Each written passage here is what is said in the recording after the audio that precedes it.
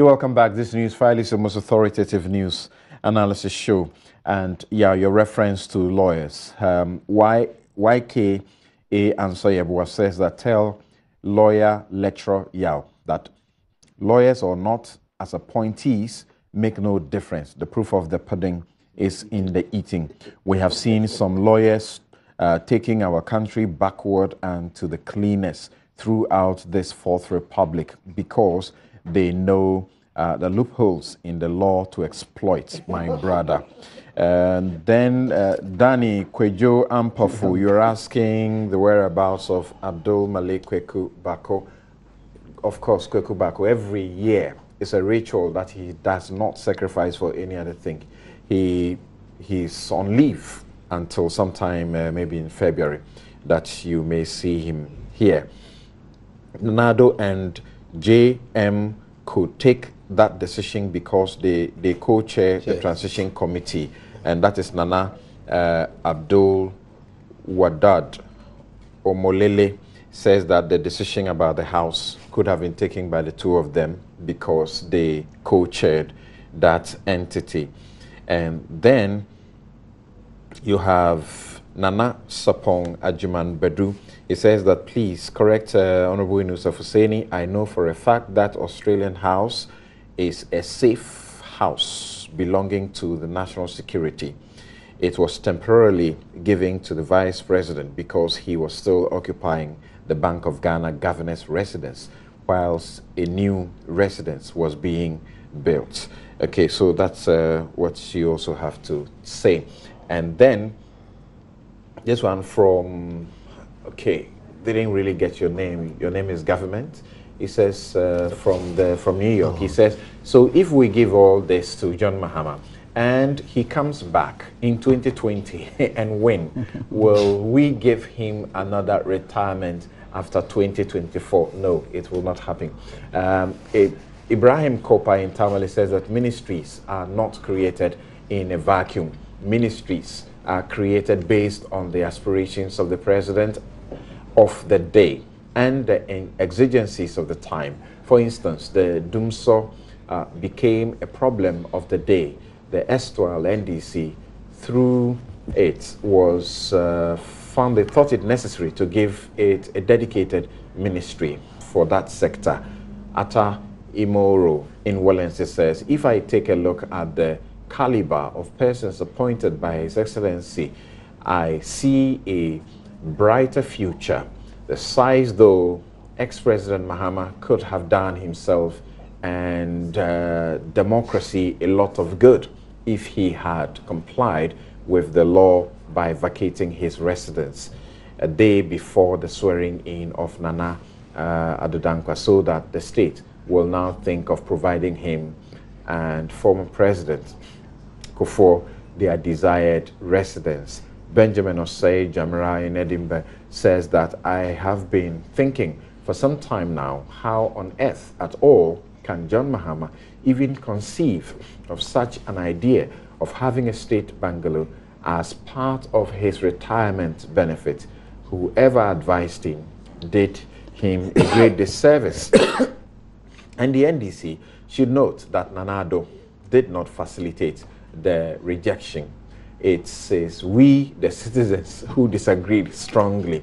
Sofoya Musa in Kumbungu. In fact, there were groups that were forming. Some had started a signature page. People were signing up and all.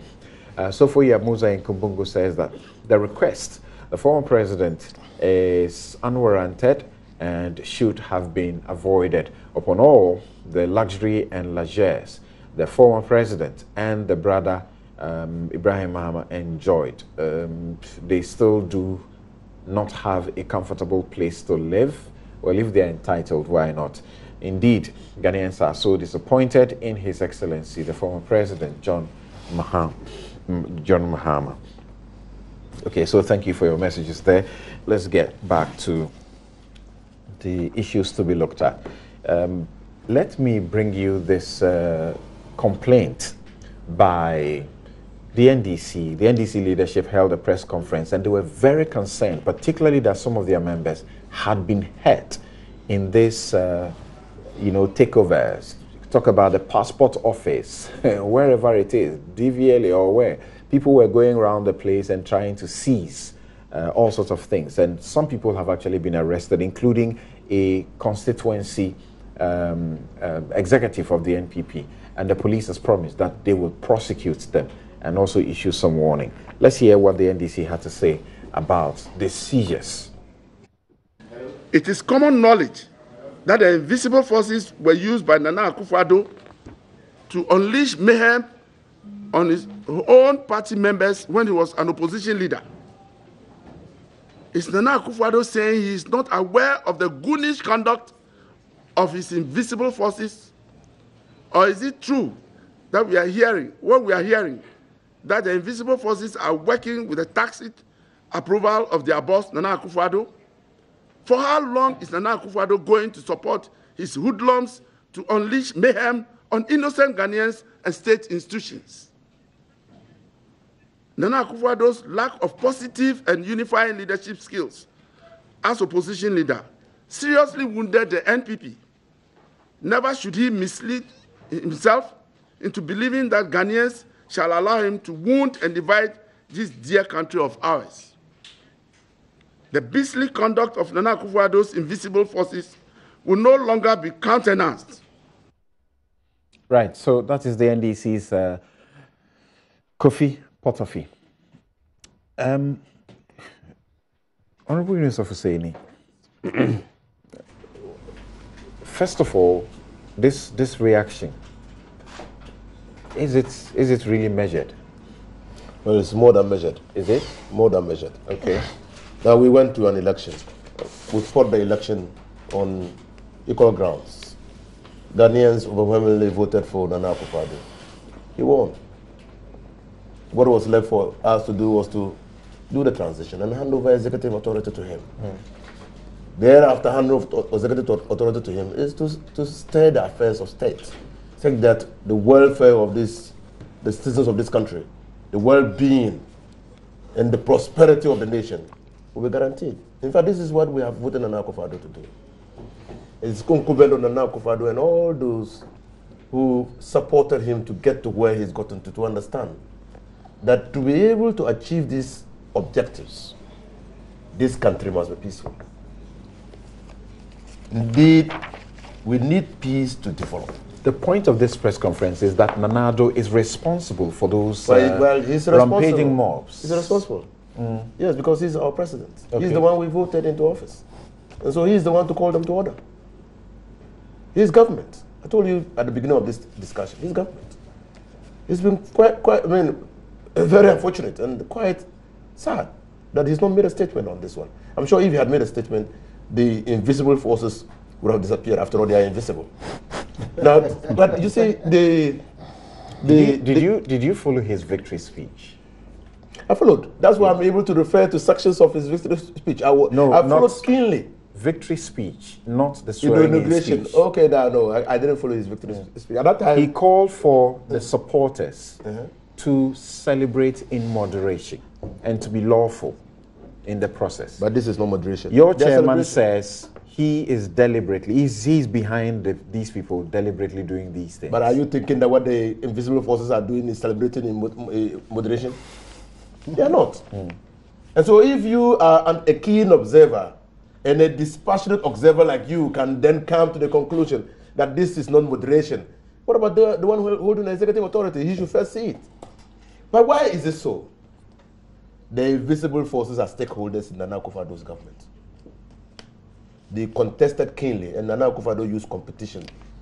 They were very competitive in the fight for supremacy when they engaged the Bolga Bulldogs and emerged victorious. So they have a stake in this government. I understand some of them were mobilized from as far down as the northern region to come and do what they were doing. Indeed, some even visited the hangar on the National Health Insurance Authority offices in Tamale and the NYEP offices in Tamale. And so all we need to do as a country is to call these people to order.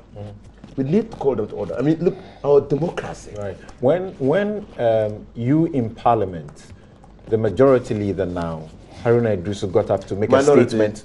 A minority leader now, Haruna Idrisu, got up to make a statement on this issue.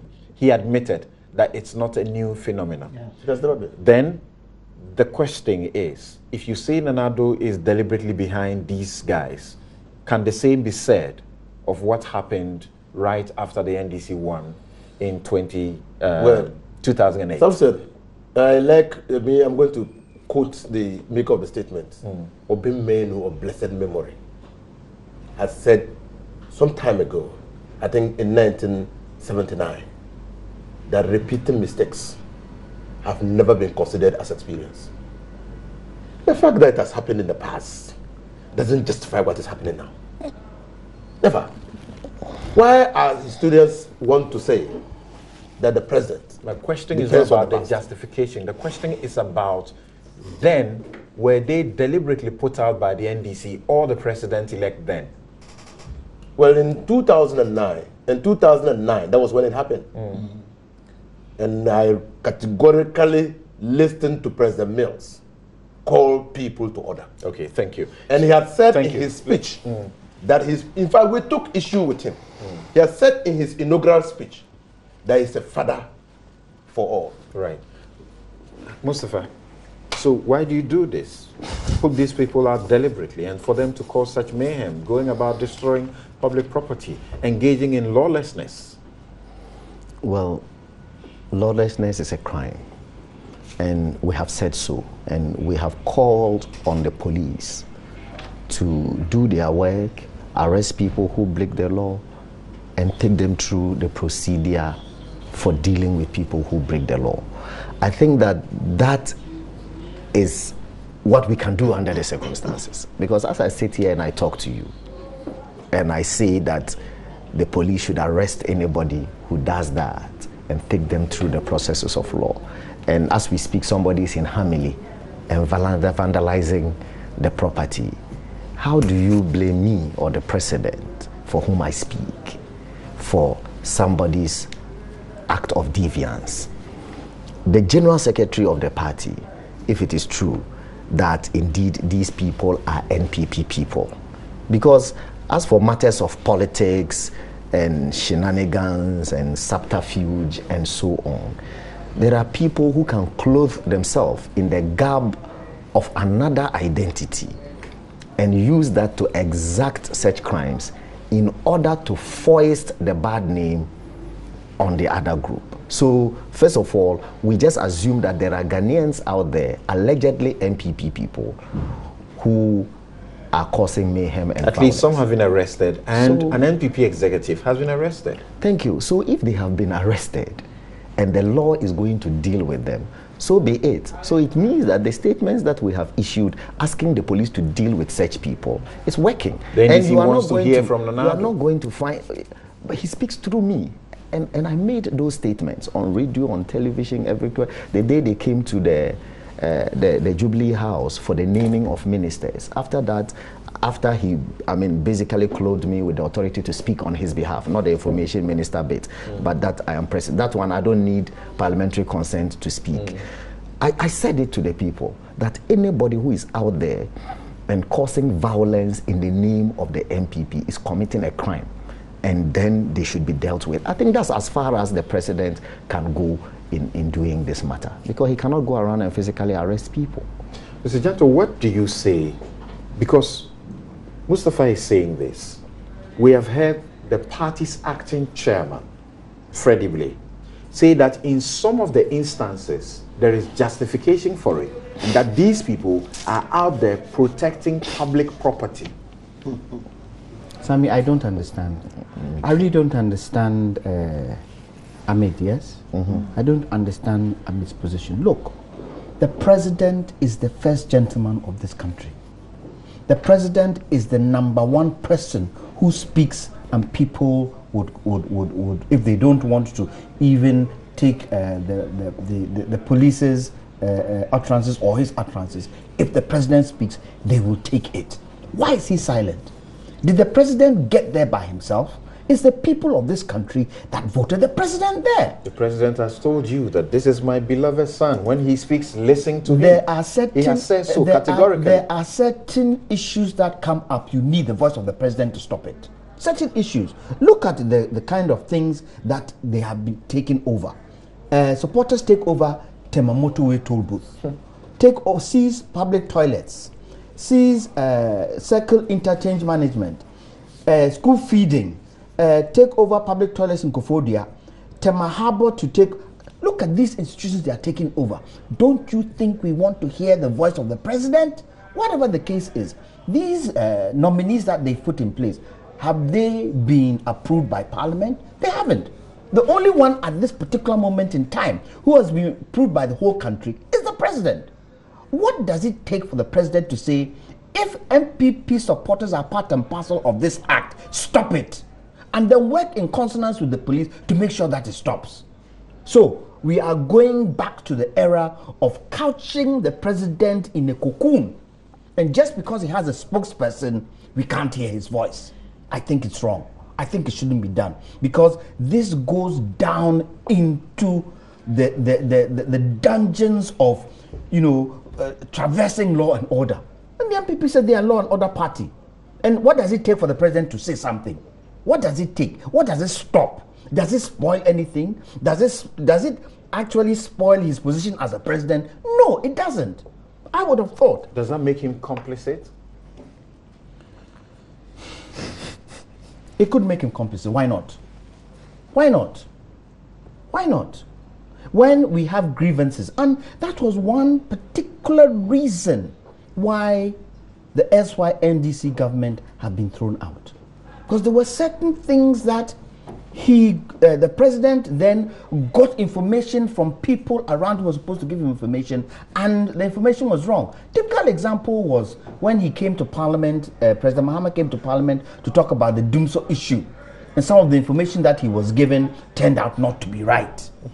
Why does the president have to keep quiet? I don't understand this issue where spokespeople and people who speak on behalf of the president feel the president shouldn't talk because they've been made spokespeople. I believe that those people who have been made spokespeople should advise the president and tell the president, Mr. President, these issues that are coming up are serious issues. Yes, I can talk. However, I believe if the people hear your voice, we can get some results from it. He's quiet. Why?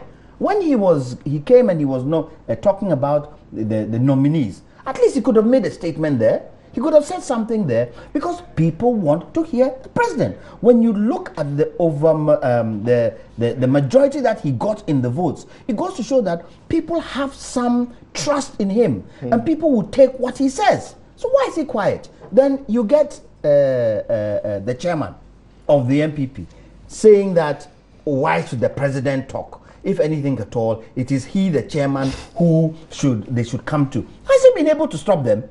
If he's the chairman, who's responsible, has he been able to stop them? Have we seen any action he has taken to stop them?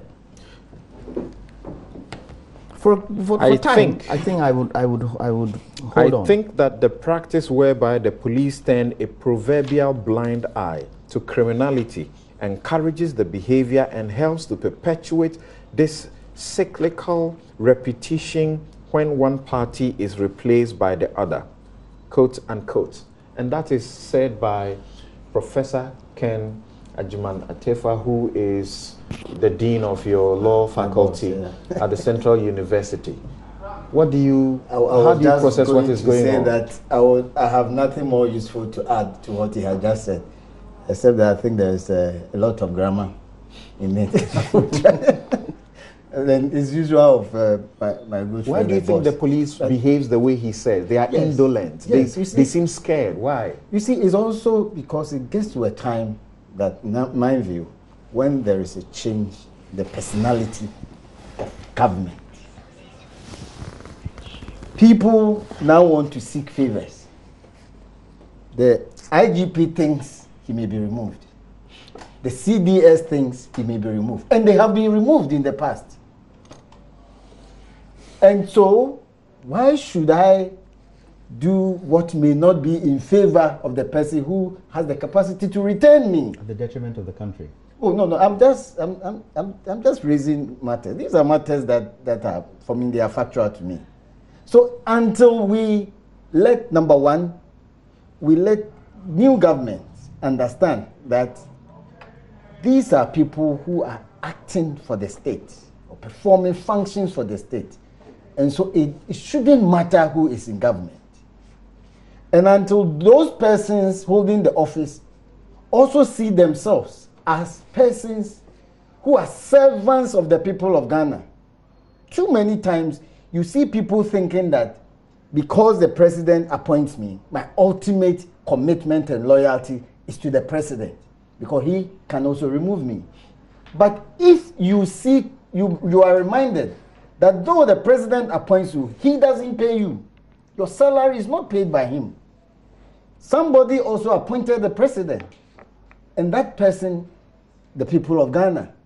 So if you don't see your loyalty, ultimate loyalty to the people of Ghana, I believe that any public servant who allows himself to be used by a politician, that same politician or another will never retain you, because you have betrayed the one who appointed you. Why should the second person also appoint you? So, and then also, people who are performing or holding public office, you see them clearly identifying themselves with one particular government in a way that shows clear partisanship.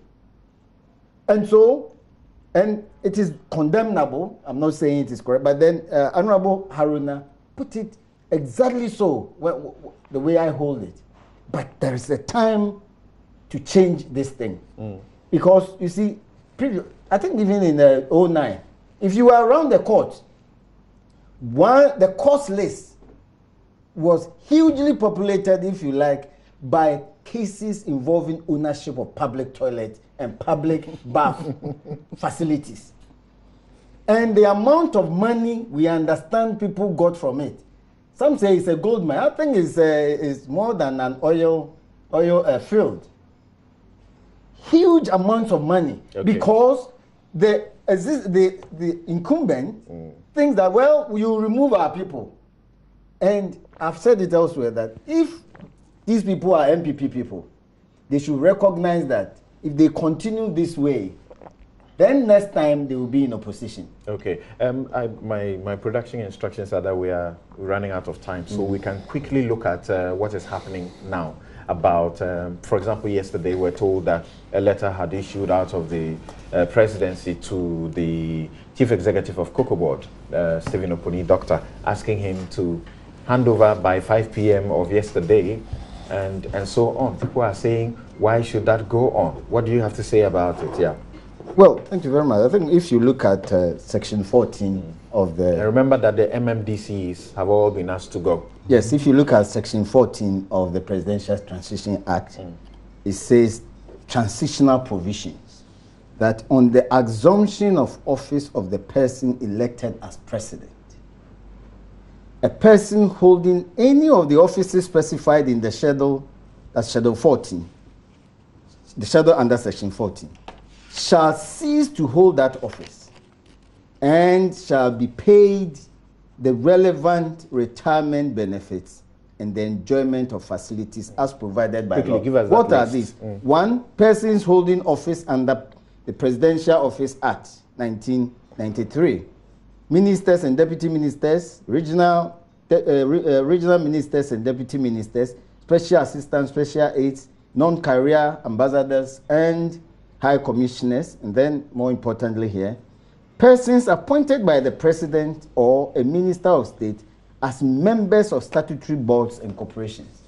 And this has also been defined under Article 295 of the Constitution, that state corporations or statutory corporations have been defined, all persons holding such offices and whose salaries, allowances, remunerations are sourced to the consolidated fund or paid out of the consolidated fund.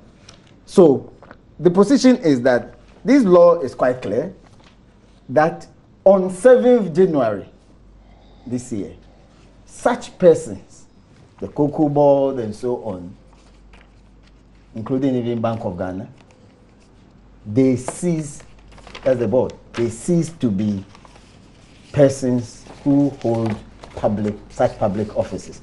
Of course, just because there is no time, the Bank of Ghana, you remember the Samuel Okudzeto case. But I think just quickly, I have a little problem with it now because this case was given on 9th February 2013. Right. The Presidential Transition Act was passed, came into effect. In fact, the date of Gazette, which of course for me comes after the date of assent by President, was 12 June 2012. And that law states clearly that all persons holding office of public corporation, and I say that Bank of Ghana, in my view, is part of it. So, unfortunately, you think that should have affected Samuel Okudzeto? Yes. So in that case, but you know, he went to argue that matter because this case had been filed before the process has started. No, but let me conclude. So I'm not. You don't get me wrong. The point is that, to the extent that the judgment was not given before the act was passed. If you take the case of Edusa versus Diners Club, the court says clearly that when as a court is faced with a decision of a court, however exalted, against an act of parliament, your obeisance is to the act of parliament. Thank you. We are run out of time. Yes, what would you say? Particularly the questions raised about the MMDCs and Savino Opuni's case. Yeah, the Opuni's case it's a government institution. It comes directly under the Minister of Finance, and he was appointed by the President. And if the MPP is minded to let him go, so be it. But with the MMDs, I have a problem because it's a constitutional provision that requires that they serve a number of years in office. They can be removed at the pleasure of the President. And so that was what informed President Mills when he allowed the President advisor, National Security Advisor, Brigadier General Emmanuel Uchire, to continue to remain in office as the Metropolitan Chief Executive of Kumasi. That was his pleasure, you said. That was his pleasure. That was why he thought that in building the and consolidating our democracy, we should allow the chief executives to remain in office for some time. In any case, but is that not a continuation of the Bulldog thing, or is it the invisible force? So do I hear you say there's nothing wrong about it? There's nothing. I mean, the Presidential Transition Act makes it clear. I mean, for me, I had issue until our attention was drawn to the Presidential Transition Act and the schedule that I had an issue. For instance, the road fund members are elected into office for 4 years, and the statutory body. So they have not exhausted their 4 years. By the act, you pass this act. They go. So I have no problem. I have no problem with that. But except that in the constitutional bodies, and the Bank of Ghana is a constitutional body. Somewhere suggesting that Hajia Halima Mahama did not have the power to sign the letter she did, asking them to get off. Waranto. Explain. By what power did he act? Did she act? Do you say so? That she didn't have power? She didn't have power to do that. She was acting on the advice and the direction of the president. No, she cannot even take a decision on the advice of the president. As what? But the Transition Act says that they have the power to act for the period until substantive ministers. So as what did she take the decision? As the member of the presidential? I think she said the representative. She was written to as a representative. Okay. No. The Minister of Local Government. You see, this being in such uncharacteristic haste to sack all people who is what is bringing about people taking the law into their hands. Their own I thought you said there was nothing wrong with it. And the Transition Act says that what they cannot do in the interim is to take policy decisions. What I have said, let's separate it. I said with statutory corporations, I don't see anything wrong with that because in the schedule. But I said with the MMDCs, I have everything wrong. I did the separation. Oh, but I thought you said with the MMDCs. What lawyers should I thought you said with the MMDCs. No, wait. You said with the MMDCs, is the President Mahama who allowed them to stay at President Mills at his pleasure. And I asked you at his pleasure, you said yes. Yes. Which means it's not a question of law. Yes, it's a question of law. Okay, thank you. Thank you, Mustafa. Finally. I'm not a lawyer, so I'm enjoying the law arguments. But what I know from common sense is that presidents appoint DCs and fire them in this country. without explanation. Some have been appointed for 1 year and fired, and so on and so forth. So this president is the president of Ghana and has decided that the DCEs are fired. It's in line with the conventions that I know, and I don't think that there's an argument. What do you say? I'll go to the Opuni case and just cite number 3 in the letter, the termination of the office of Opuni. And it says, and I quote, "In the view of the urgency attached to this matter, please ensure that you hand over and cease to act as chief executive." What was the urgency? What is the urgency in that matter that he should go? But he should have gone on 7th January anyway. On 7th January he sees. Yes, so since he has refused to comply with the law, and he's doing, you know, the president knows things that you and I would not know. The things that he's still sitting there and it still doesn't matter. He ceased to be. Sorry, please hold on. What is it that he's doing? And that's I'm saying that perhaps the president is appraised of things that he's doing. I'm reading from the tone of the secretary to the president's letter that there's an agency by which you should go. So, and of course, if there's no agent matter, he wouldn't say that is the case. Don't you think because they have quoted the Presidential Transition Act, shouldn't it apply to all? Should apply to all CEOs in this position? Exactly. Why is it only him? Exactly. So there must be a reason. Exactly. So I'm saying that if you're applying law, apply to everybody, irrespective of what is going on. Don't apply to one and leave the others.